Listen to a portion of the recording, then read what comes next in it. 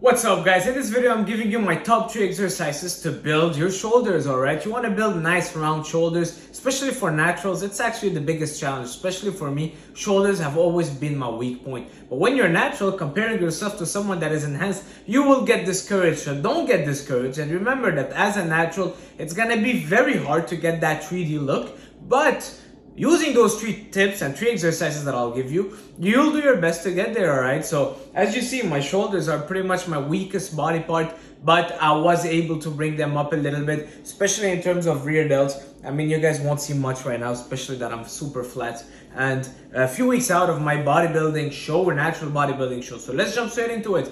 Tip number 1, or exercise number 1, I should say, would be the face pull. I love the face pull and I love doing it for my rear delt. I usually start my shoulder workout with rear delt. So first thing first, it helps you warm up your shoulder, get some blood going in there instead of starting right away with the presses. And also because most of us have a weaker rear delt. All right, our front delt is super strong thanks to all the pressing and the shoulder press and the bench press that we do, but our rear delt often get neglected, so that's why I always start with face pulls. I love this exercise, and you can switch the grip. You can either put your thumbs facing you, or you can actually hold it. Try to change different grips, try to go for different heights. Sometimes some people feel better in their rear delt when they're pulling a little bit higher. Some people like pulling to their chin. I personally like pulling to my chin, and just by doing this movement, you see my rear delt gets activated. So face pulls, great shoulder exercise.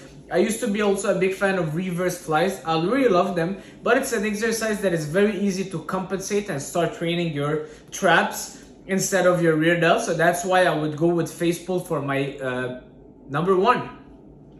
Rear delt face pull, and I start my workout with it. I don't go super heavy. I'll go sets of 12, 15, maybe 20 sometimes. And yeah, 3-4 sets, that's all you need to activate them and get them fired up. Not a big fan of the reverse pec deck fly as well. A lot of people do it, but then they end up over adding weight and they work their rhomboids and their traps. Rear delt is a very, very, very fragile muscle that you really gotta be careful with. It's so easy to compensate because it's small, it's weak. So as soon as you go a bit heavy, you gotta be careful. You'll start over compensating with your traps. That's why most people have crazy traps but no shoulders. All right, so that was tip number 1. Exercise number 1. I keep saying tip. Exercise number 2, seated lateral raise. Guys, seated. Why seated? Because then you won't be able to cheat and move your whole body. Seated lateral raise with dumbbells. And trust me when I tell you, when you do it right, there's no way you'll be doing more than 25 pounds.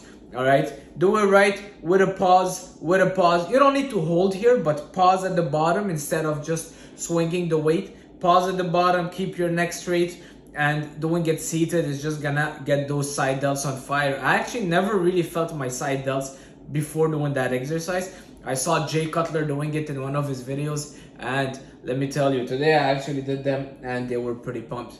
All right, so seated, I would do also, I don't go super heavy. 4 or 5 sets, actually. For those, I would go for more volume. 4 or 5 sets of 12 to 15, and I would always end with a drop set where I will do maybe a set of 10, drop the weight, a set of 10, drop the weight, maybe end with 10 pounds and really just do holds at the last set, really get that side fired up. So exercise number 3, standing dumbbell shoulder press. I love doing exercises standing also because it will engage your core, your posterior chain, many muscles at the same time.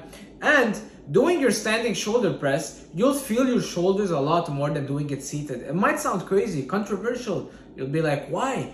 But try it out. 30 pounds standing shoulder press, you'll feel your shoulder a lot more than doing 60 pounds seated. When you're seated and your bench is supporting your back, you're also kind of taking away a lot of stabilizers muscles out of the equation, because now your back is supported, so your rhomboids, your stabilizers muscles don't work as much, so you're basically just isolating the front. It's okay, but most of us have a strong front delt, so that's why I love doing them standing. I'll feel a lot more also my side delts, my rhomboids working. When you're doing it properly, you'll really feel all your shoulders on fire, and at the same time you're working your core, and you will need a lot less weight to get the same stimulus on your shoulders.